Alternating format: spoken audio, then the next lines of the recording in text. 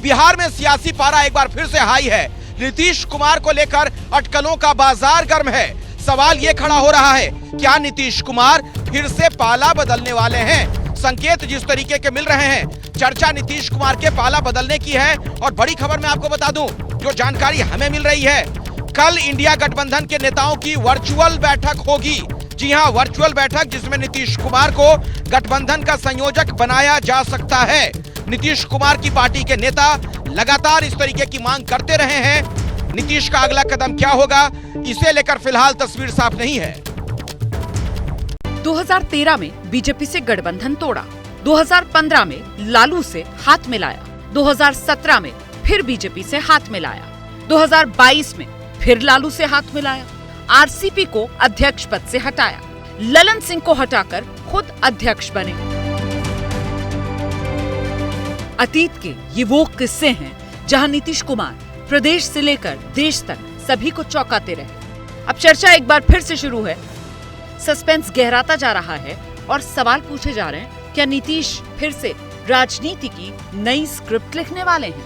लगता है कि नीतीश कुमार आने वाले दिनों में कोई कड़ा फैसला, बड़ा कदम उठा सकते हैं? देखिए, इसकी मुझे जानकारी नहीं है, लेकिन राजनीति में कल क्या होगा ये कहना बड़ा मुश्किल है।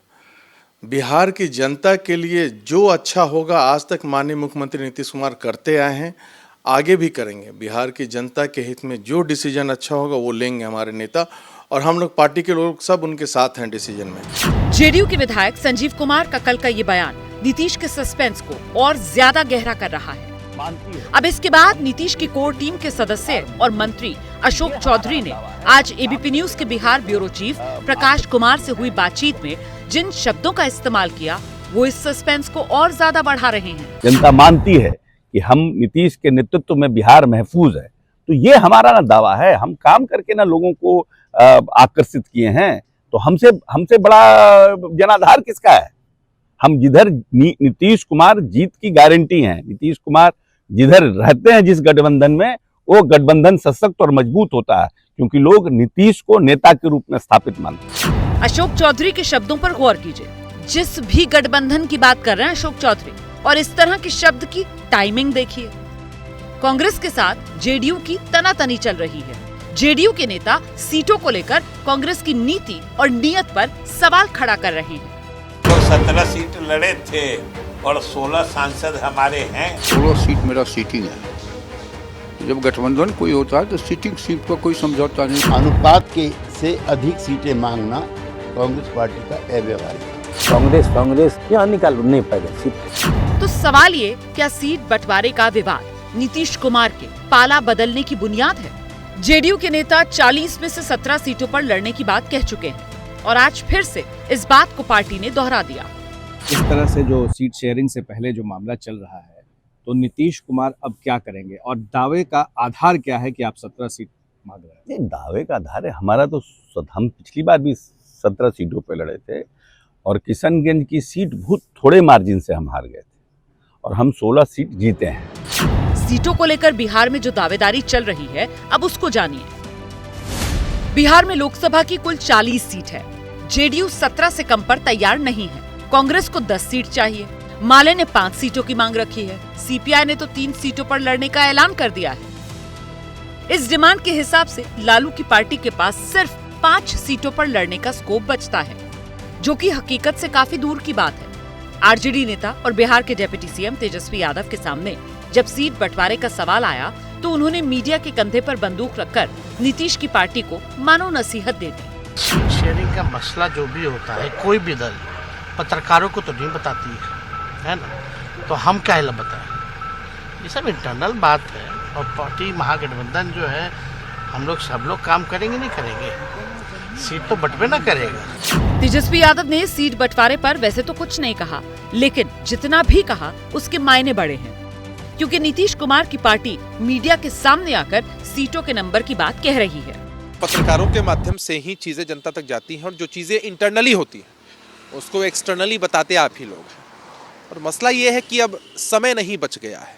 हमारे सभी वरिष्ठ नेताओं ने हमेशा इस बात को कहा है कि चुनाव में अब समय नहीं है, अति विलंब हो रहा है, चाहे वो समन्वय बनाना हो, सीटों का बंटवारा है, सब कुछ अगर समय रहते हो जाए तो बहुत बेहतर तरीके से चीजें और सुगम तरीके से चीजें आगे बढ़ पाएंगी। साफ है, सीट बंटवारे को लेकर आरजेडी और जेडीयू में एक राय नहीं, और यही अलग अलग राय बिहार के सियासी सस्पेंस का मीटर हाई कर रही है। कल नीतीश कुमार भी जब मीडिया के सामने आए तो महज 10 सेकंड में अपनी बात कहकर निकल गए। सब समय पर हो जाएगा, चिंता मत करो। फिलहाल बिहार के इस सियासी सस्पेंस को बीजेपी दूर से देख रही है। ये गठबंधन नहीं है, ठगबंधन है। ये संतरे की तरह है, ऊपर से खूब चिकना चिकना, अंदर फांके फांक। खरमास के बाद नीतीश का अगला कदम क्या होगा, इस पर सबकी नजर है। नीतीश राम मंदिर के उद्घाटन में जाते हैं या नहीं? 24 जनवरी को कर्पूरी जयंती के मौके पर क्या ऐलान करेंगे, इस पर पटना से लेकर दिल्ली तक सभी की नजर लगी है। और खबरों में हम आगे बढ़े उससे पहले एक बार फिर से दर्शकों को बताना चाहूंगा, प्रभु श्री राम की नगरी अयोध्या में सरयू तट से ऐलान जंग का ये खास एपिसोड आप देख रहे हैं। और अभी की बड़ी खबर ये भी है, ऐसा लग रहा है कि ममता बनर्जी फिर से खेला करने वाली है क्या? नीतीश कुमार को लेकर उन्होंने अब तक पत्ते नहीं खोले हैं, यानी उनकी इस पर क्या राय होगी, क्या इस पर उनकी रजामंदी होगी, ये एक बड़ा सवाल बना हुआ है। इसी खबर पर और अधिक जानकारी आप तक पहुंचाएंगे मेरे सहयोगी जैनेंद्र हमारे साथ जुड़ गए हैं। जैनेंद्र, इसके पहले भी हमने देखा किस तरीके से मल्लिकार्जुन खड़गे का नाम ममता बनर्जी ने आगे बढ़ा दिया था। क्या एक बार फिर से ममता बनर्जी कुछ दिमाग में चल रहा है क्या?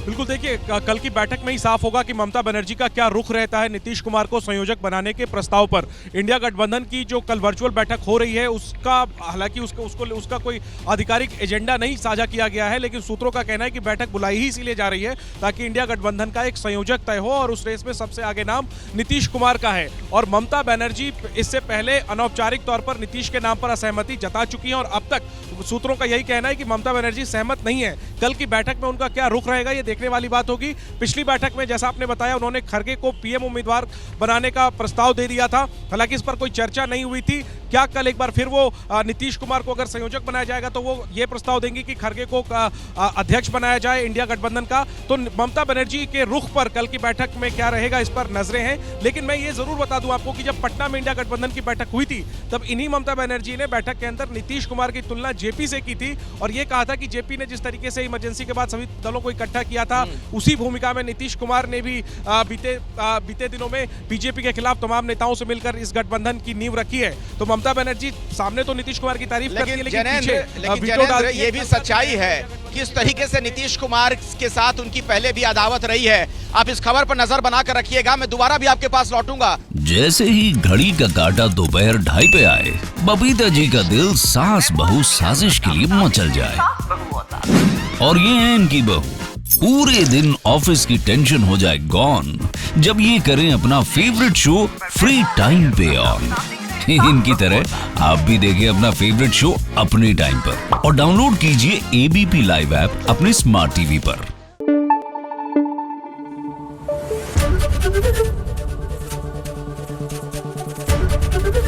एबीपी न्यूज आपको रखे आगे।